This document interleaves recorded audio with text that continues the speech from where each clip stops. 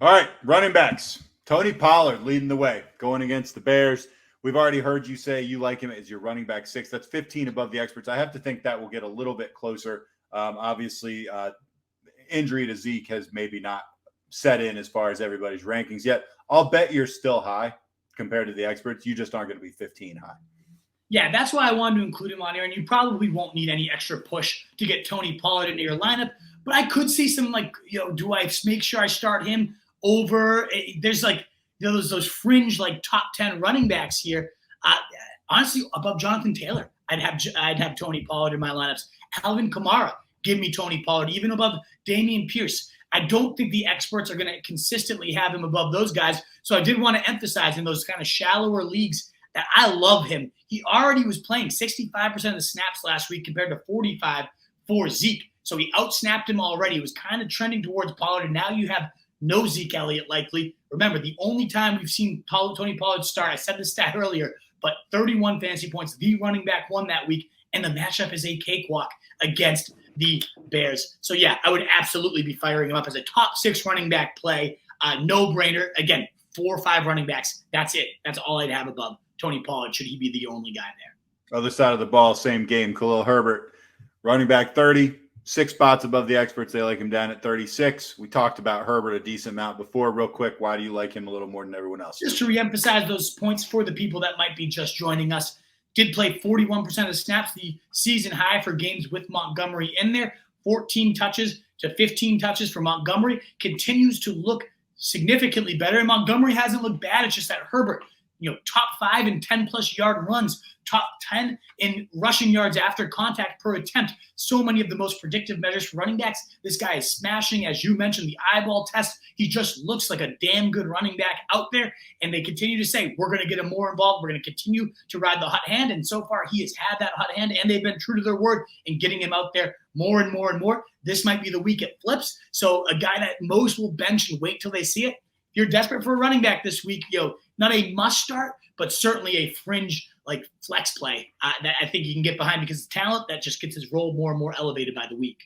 James Conner at the Vikings, RB22 according to you. That's a lot higher than the experts. RB33 for them. Obviously, this hinges on him playing, which we think that he will. Why do you think you like him so much more? I think it's similar to Pollard in that injury adjustments, waiting till he's fully locked in. I imagine he'll rise about 5 to 6 spots. I just still think I'll be higher than him, given the Vikings are a top 7 matchup for running backs. Given that we just saw Eno Benjamin put up 20 fantasy points. It's been bad touchdown luck for a guy that scored over 20 touchdowns last year to have only 1 so far this year. Feels a little fluky. I think things are going to flip for the right reasons for James Conner starting this week in the right type of matchup. I think you get at least 1 score, maybe even 2 against Minnesota, and he kind of gets his season back on track. Not a bad buy low, in my opinion, is James Conner this week. Okay. Lower, nobody. We love them all. Hail Marys, on the other hand. Yeah. On the other hand, Hail Marys, Latavius Murray at Jacksonville, 40% owned. Also, Dontrell Hilliard at the Texans, 11% owned. And we already referenced JaMychal Hasty going against the Broncos at a measly 5% rostered. Yeah, so I start with Latavius Murray, who was the second in snaps for the Broncos last week behind Melvin Gordon. Boone did come in for the third down work, but Boone's on the IR now. So Latavius Murray, a good pass protector, better than Melvin Gordon in that regard. We know Melvin Gordon's a fumble away from not even being heard of again. It seems like the coaching staff just doesn't like this guy. Murray got fed more and more as the game went on. He was the only guy to get a goal line touch in this game. He converted it for a touchdown. So I do like Murray. This Jacksonville run defense has been getting worse and worse by the week. I do like Hilliard as well. He didn't have a single fantasy point last week, but against Houston, it's a very easy defense to make big chunk gains against, and he's one of their big explosive playmakers. It's been kind of a 0 or 15-point type of situation for Hilliard, but I think this is the type of defense where you could escape on a screen. They've been getting, Henry so involved as a receiver, which is amazing. That's why he's a locked-in top 3 running back every single week, but they're often redirecting balls to Hilliard off of those designs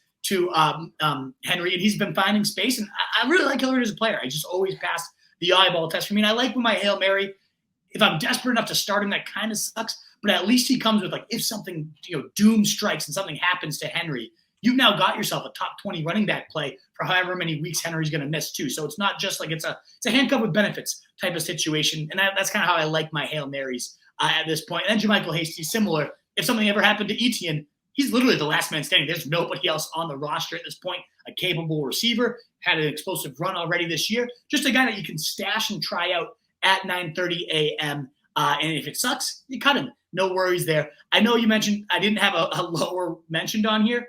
I have Jonathan Taylor 5 spots below the ECR. You're still probably playing Jonathan Taylor against a bad Washington defense, but it's just a matter of like, what does this offense look like? So if you're in one of those situations like it's Pollard or Taylor, I'm going to go Pollard myself and another guy, David Montgomery, on the wake of me loving Khalil Herbert, 4 spots below where I have David Montgomery against a good Dallas run D.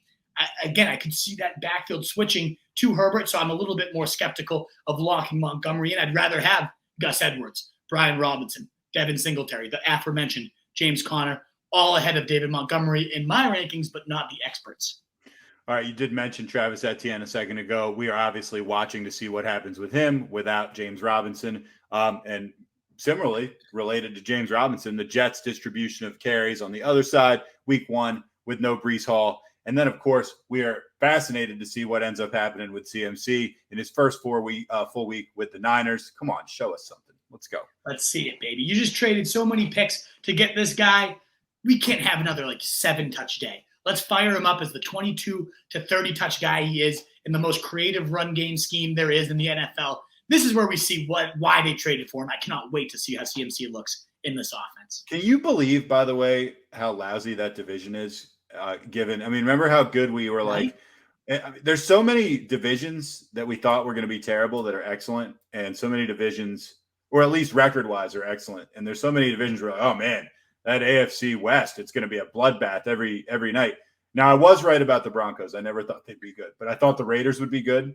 And the Chargers kind of look like they stink. I'm just going to kind of put it out there. The AFC West kind of sucks. They got smashed by the Seahawks, the number 1 team in the AFC West. It truly is like West Coast, huge expectations coming in the year, completely underwhelming. East Coast, very low expectations and dominating. Like all the AFC East is above 500 other than my shitty Pats. The NFC beast is monstrous with the Cowboys, the Giants, and the Eagles, maybe the best team in the entire NFC. Like, it's fucking crazy how the NFL has flipped this year, where West Coast was supposed to dominate, East Coast was supposed to be pathetic. It's the Beast Coast, baby. Let's go. It totally is. The only thing we were all right about is that the NFC South would be terrible.